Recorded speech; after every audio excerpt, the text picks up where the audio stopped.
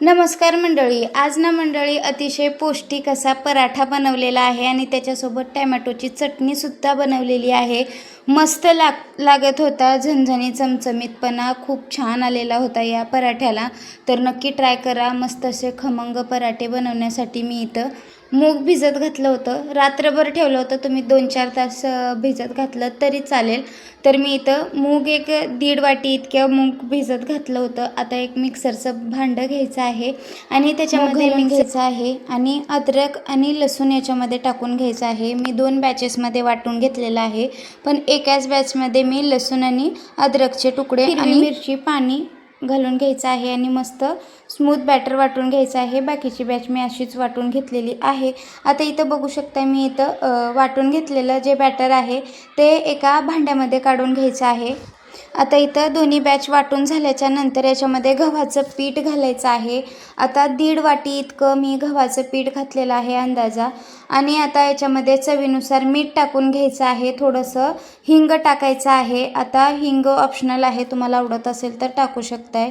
जिरं टाकून घेतलेलं आहे 1 चमचा आणि हळद टाकून घेतलेली आहे या ठिकाणी 1/2 चमचा इतकी। बरं, आता इथं कांदा घालून घेतलेला आहे। आता तुम्हाला कांदा घालायचा नसेल तर तुम्ही स्किपसुद्धा करू शकताय। आणि कोथिंबीर, भरपूर अशी कोथिंबीर घेतलेली आहे, इथं बारीक कट करून स्वच्छ धुवून घेतलेली आहे।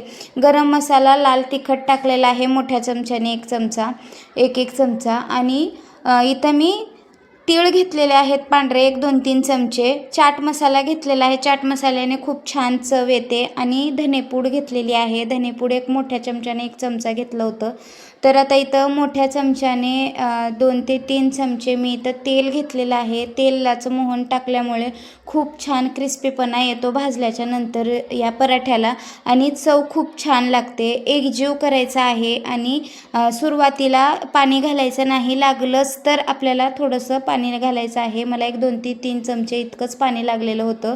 तर मध्ये पाणी असतं त्या बॅटरमध्ये मुगाच्या वाटलेल्या, आणि तसंच वाटून आता पीठ मळून बाजूला ठेवून द्यायचं आहे, तेलाचा हात लावून त्याला, म्हणजे हडकणार नाही पीठ। आता इथं चटणी बनवून घेणार आहोत आपण। मी त्याच्यासाठी टॅमॅटो घेतलेले आहेत, 3 मीडियम साईजचे टॅमॅटो घेतलेले आहेत। 5चा भाग कापून काढून टाकायचा आहे आणि एकातनं 2 भाग करून घ्यायचे आहेत, तुम्हाला व्हिडिओमध्ये दिसतच असेल। आता इथे एका कढईमध्ये तेल गरम होण्यासाठी ठेवलं होतं अगोदरच। तेल गरम झालं की असे टॅमॅटो याच्यामध्ये ठेवून द्यायचे आहेत, व्हिडिओत दिसत असेल तुम्हाला। तर अशा पद्धतीचे टॅमॅटो ठेवून द्यायचे आहेत। हिरवी मिरची पण याच्यामध्येच टाकून दिलेली आहे मी। आणि वरनं झाकण ठेवायचं आहे, वरनं झाकण ठेवून एक पूर्णपणे मऊ पडेपर्यंत टॅमॅटो आपल्याला हे शिजवून घ्यायचे आहेत, किंवा असंच मीडियम गॅसवर ठेवून द्यायचे आहेत। हलक्या हाताने हलवून घ्यायचे आहेत। वरचं छिलटं निघायसारखं दिसलं की परत आपण याला काढून टाकायचं आहे छिलटं। 6 ते 7 मिनिटांनं तुम्ही बघू शकताय टमॅटो पूर्णपणे मऊ झालेले आहेत आणि वरचं छिलटं निघत आहे। आता ते छिलटं काढून टाकायचं आहे आपल्याला। आणि आता गॅसची फ्लेम आपल्याला बंद करायची नाही, असंच ठेवायचं आहे। तर आता याला मॅश करायचं आहे चमच्याने। जर मॅश होत नसेल तर मॅशरने मॅश केलं तरी चालेल। तर बघू शकता इथं मॅश करून झालेलं आहे। वरून कच्चा कांदा टाकून द्यायचा आहे आणि आता इथं कोथिंबीर, लाल तिखट, हिरवी मिरची तर अगोदरच घातलेली आहे, थोडंसं हळद टाकून द्यायचं आहे याच्यामध्ये। लाल तिखट थोडंसं झणझणीतपणा यावं म्हणून टाकलेली होती मी। तर एका बाउलमध्ये काढून द्यायचं आहे, ठेवायचं आहे।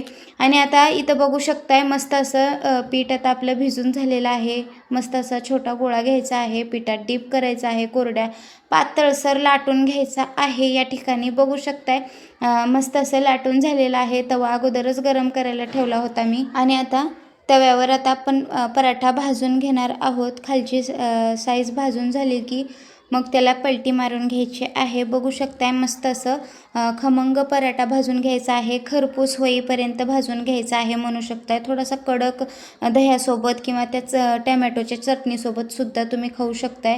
मस्त लागतो हा पराठा, अप्रतिम चवीचा पराठा खमंग भाजून झाल्याच्या नंतर रेडी आहे म्हणू शकताय तुम्ही। बघू शकताय अशाच पद्धतीने बाकीचेही पराठे मी बनवून घेत आहे किंवा घेणार आहे। तर इथं बघू शकता टमॅटोची चटणी आणि हा पराठा तुम्हाला कसा वाटला कमेंट्स बॉक्समध्ये सांगायला विसरू नका. आवडल्यास लाईक करा, शेअर करा तुमच्या मित्रमैत्रिणींना, नातेवाईकांना, त्यांना पण अशा नवनवीन रेसिपी पाहायला मिळतील. परत भेटू परत अशा एका नवीन रेसिपीसोबत. तोपर्यंत धन्यवाद.